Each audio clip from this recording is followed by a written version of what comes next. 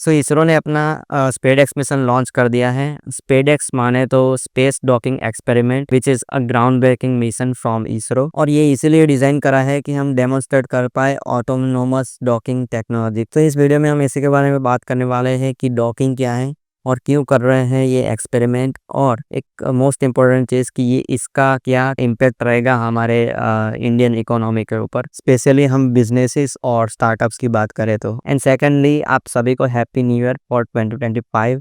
सो आपने कुछ ना कुछ रिजोल्यूशन तो लिया ही होगा, सो हमारे चैनल को सब्सक्राइब करने का भी रिजोल्यूशन ले लो। अगर नहीं करना है फिर भी कोई दिक्कत नहीं है, फ्यूचर में हमारे कुछ वीडियोस पसंद आ जाए तो कर लेना, ठीक है। मैं आपको फोर्स नहीं कर रहा, but yeah it is free to subscribe our channel. और हम भी ट्राई कर रहे हैं कि आप तक अच्छे अच्छे टेक वीडियोस बेटर क्वालिटी में प्रोवाइड कर पाएँ। सो या you are in the tech zone of P6 TCS, let's go.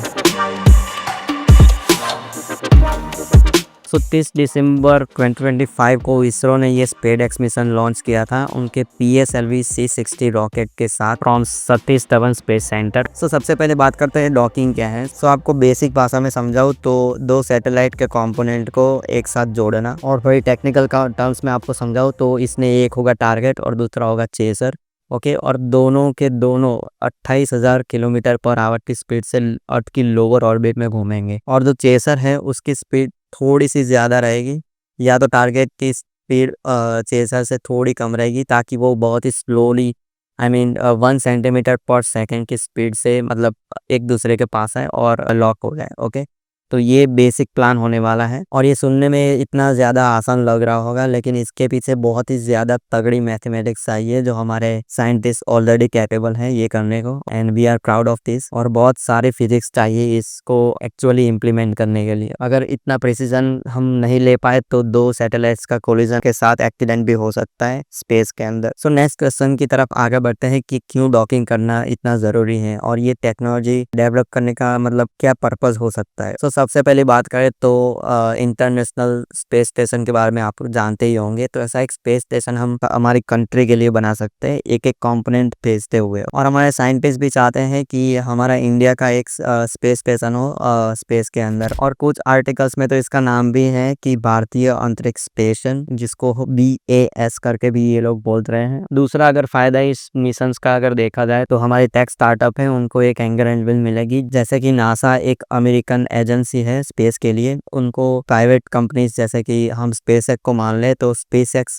Components provide कर सकते हैं मैन्युफैक्चर करके। तो ऐसे ही इंडिया के अंदर भी ऐसी कंपनीज को एनकरेजमेंट मिलेंगी। ऑल्दो हमारी जो गवर्नमेंट है वो फंडिंग भी प्रोवाइड कर रही है इन स्टार्टअप्स को, okay. So this is actually good for space future of India. और ऐसा नहीं है कि ऐसी कोई कंपनी एग्जिस्ट ही नहीं करती इंडिया में, आई मीन प्राइवेट कंपनी जो इसरो के साथ मिलके काम कर रही हो, बहुत ऐसी कंपनी है जैसे कि स्काई रूट और अग्निकुल और बहुत सारी है। इन सारी चीज़ों की इंफॉर्मेशन आपको इस वीडियो के डिस्क्रिप्शन के अंदर मिल जाएगी, ओके। मैं डाल दूंगा लिंक के अंदर। बट स्टिल इसरो को बहुत सारी चीज़ें इंपोर्ट भी करनी पड़ रही हैं, मटेरियल्स और बाकी सारी कंपोनेंट की चीज़ें थी, ओके। सो वो फ्यूचर में शायद से इन टेक स्टार्टअप की वजह से कम हो जाए और इसरो कम खर्चे में ज़्यादा अच्छे प्रोजेक्ट्स पे काम कर पाए। लास्ट और सबसे ज़्यादा इंपॉर्टेंट चीज़ की अगर बात करो तो कॉस्ट रिडक्शन हो जाएगी इस मिशन की वजह से। कैसे, तो वो आपको समझाता हूँ कि जो एग्जिस्टिंग सैटेलाइट्स है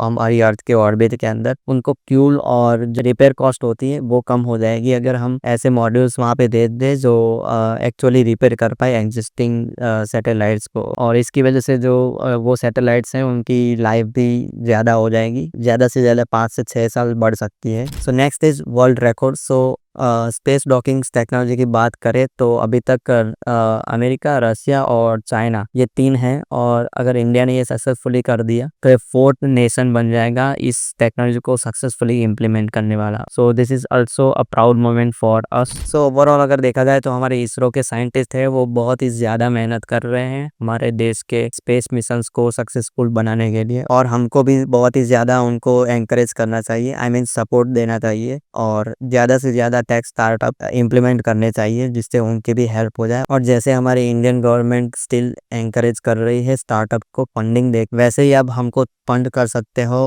एक इस वीडियो को लाइक और हमारी चैनल को सब्सक्राइब देखें। And honestly this is free funding from you to me, okay. और हम ऐसे ही टेक्नोलॉजी वीडियोस लाते रहेंगे। मिलते हैं अगले वीडियो में, बाय।